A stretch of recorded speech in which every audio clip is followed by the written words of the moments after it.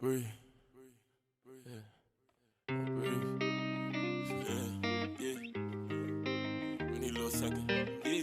Some time. Yeah.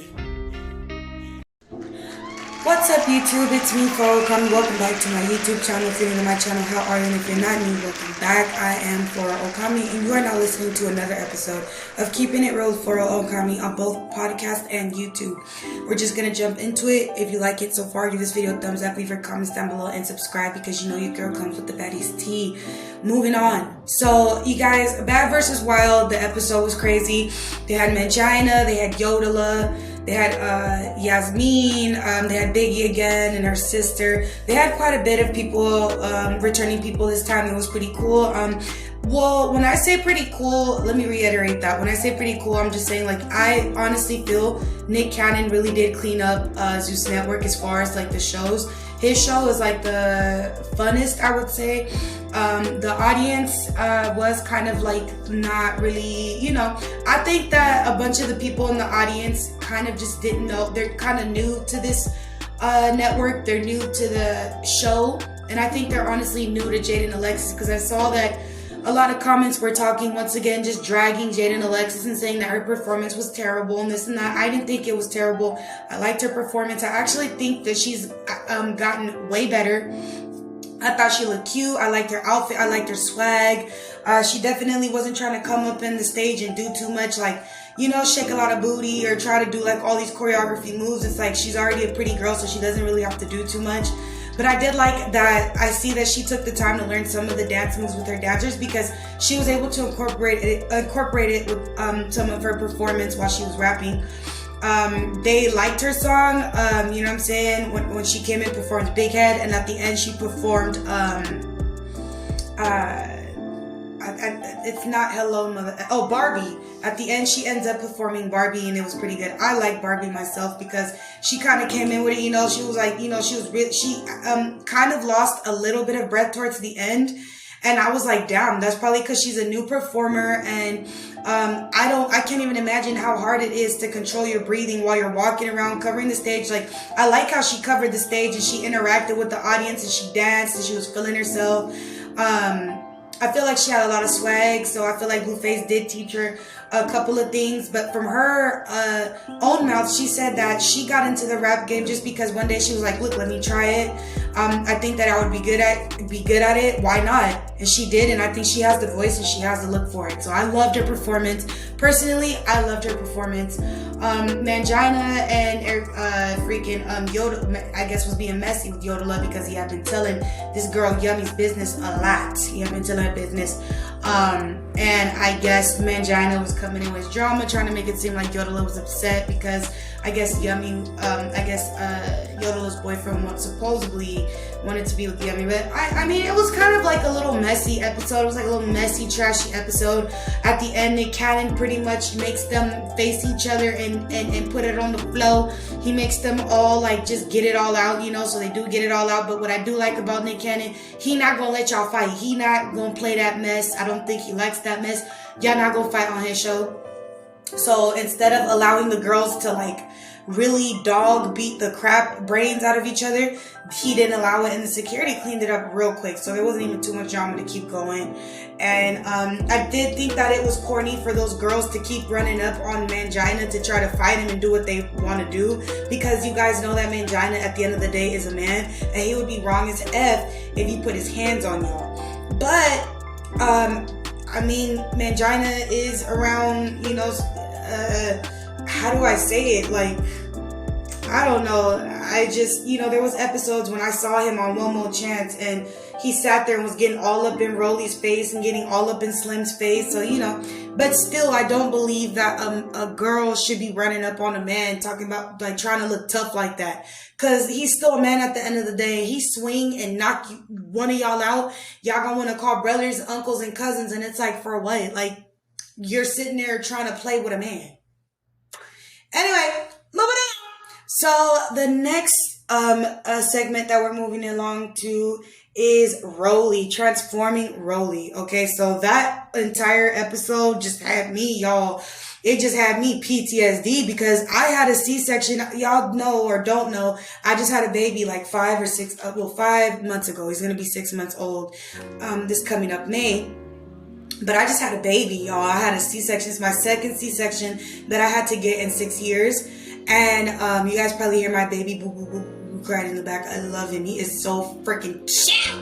His milestones, how he talks to me, he communicates with me, rolling everywhere, trying to crawl. He's eating his little solids. You know what I'm saying? I'm just proud of both of my sons, okay? Both of my sons are phenomenal, okay? They're beautiful, beautiful, beautiful boys of mine.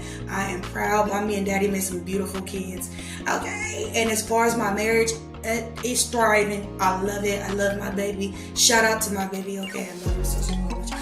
But yeah, so transforming Rollie, that shit was wow. It every time. Okay, well, let's just get first. It has her sitting in the car and she's getting ready. She has her appointment. She's getting ready to go to her appointment. And I'm not gonna lie to you, I was tripping a little bit because when the doctor came in, first of all, the medical assistants, I'm not trying to be mean or nothing, but they didn't look like medical assistants. But I mean, I guess they are. And I mean, I was reading somewhere that they said with goals that you have to, sign some type of contract allegedly before you can even talk about them and stuff like that. And I've heard that they've had allegedly like a lot of, people have passed away. I'm not sure if Jackie O passed away under goals, but the way they were digging into Rollie's belly button, y'all, they was digging into this woman's belly button. They got to the point that I had to pause it. And I was looking at Rollie's face, and Rollie just was like her face, like, it just looked like she was in so much pain. Sometimes she would say it would tickle, sometimes she said it would hurt or whatever. But the first procedure I guess they were doing to her was the liposuction in the back, and I think they did the BBL. They pretty much took out all her fat and they put it in her butt, and I just was like, girl, you better keep up with that, because if you don't, and then one thing I also didn't like was that the doctor, whoever it was who did the procedure, I didn't like that she was just spraying the tools with some type of antiseptic, and she didn't even have gloves on in the end. And I'm just like, you're supposed to have your gloves on at all time. The only time you take your gloves off is already when you're just writing on a piece of paper and you're pretty much giving the appointments. But I just was like, why is this lady's gloves off? And then they just had it sitting there with all the blood and stuff like that. And usually there's supposed to be a medical assistant that comes in, and she comes, removes that and cleans up. I didn't see any of that, but I don't know, you guys, if that's how things are supposed to be. But yeah, cause I'm trying to think, like, when there's a procedure done, they're supposed to literally come in and come take all the tools that were used like that, like the doctor's not about to just be sitting there with all that stuff there. But again, you guys, I don't know. Then they flipped her over, like I said, to put the fat into her butt. And it looked so painful. It was hurting her. This time it was hurting her. And then she gets in her car so that they can go to the hotel or wherever she is, she can go. And that's pretty much it for that episode. Because I'm not going to lie to y'all, skip through some of it. Because I'm just like, I'm going to skip through a lot of this shit that I don't care for. I honestly just wanted to see the procedure and what they were going to do to her. Just like I think many of the other viewers. I promise you guys, a lot of people are just going to tune in to see her get the actual procedure done. But other than that, from what I see, because these were episodes that were already pre-filmed, she looks good. And then I like that scene of Scotty. She was so supportive when, Rollie was having her anxiety or asthma attack. And then Gutta K, he's in the episode too, and he comes to support her because, he's worried about his friend. Like, you feel me? And he was just tripping when he seen that hole and stuff like that. And it just shows Rollie saying, do you think I should have lost a little bit more weight before I got this procedure? And the person that was helping her was like, yeah, that's exactly what you should have did. But she said, just like everything else in life, if that's what she wants, she's gonna get it. And in my opinion, though, honestly, I really believe that she could have handled all that shit in the gym. She could have taken care of that shit in the gym with like a proper diet and just doing cardio. Like, Rollie would have been straight with a proper diet and just doing cardio like 6 times a week, just for like 20-30 minutes a day. probably twice a day, in the morning and in the nighttime. But she would have been straight, I promise y'all. Like, just literally a change of the diet and some cardio. Like, she said it was going to take her a year for them to be done with that entire procedure. And it takes a year to go through a fitness journey and look great. You could drop 50 pounds, damn near 80 pounds in a year. Like, really, if you move, if you push forward, you could lose 50 pounds in like 6 months. So imagine all that weight that she could have dropped by just doing stuff naturally. Because even me, you guys, I'm in my fitness journey and I'm aware that it's going to take me a year. You feel me? It's going to take me, because I've been in the gym for like 6 months, and then I had my procedure. I had my son too. And that's for me having on and off days and, binging on food because I be hungry and I don't really eat organized times. Like, I had to really get myself organized and drink a lot of water and really change my sleep schedule. And you can't party, you can't drink all the time like that. You can't even smoke. You can't be doing all that if you're trying to lose weight or if you're trying to get healthy. Like, you can't be doing that. We're gonna just keep it a bean. You really do have to change how you eat, how you think, how you sleep, how you breathe, because you have to breathe right in order to even exercise. So, but I really do believe that she would have got rid of that shit all within a year, because yeah. Other than that though, I'm excited to see her journey. I'm excited to see another episode. You guys, what my opinion on the episode, it was mediocre. It still was mediocre. Definitely wasn't giving Dr. 9210. It wasn't doing that like Beverly Hills 9210. It wasn't giving that. But it was giving what it needed to give. A lot of people wanted to see the procedure done and were watching it be done. So, yeah, another thing I wanted to bring up, Bad vs. Wild, I was dying so hard because when it got to the girls exposing each other's tea, there was like a guy in the audience that was staring because he just was like, wait a minute, like, what's going on?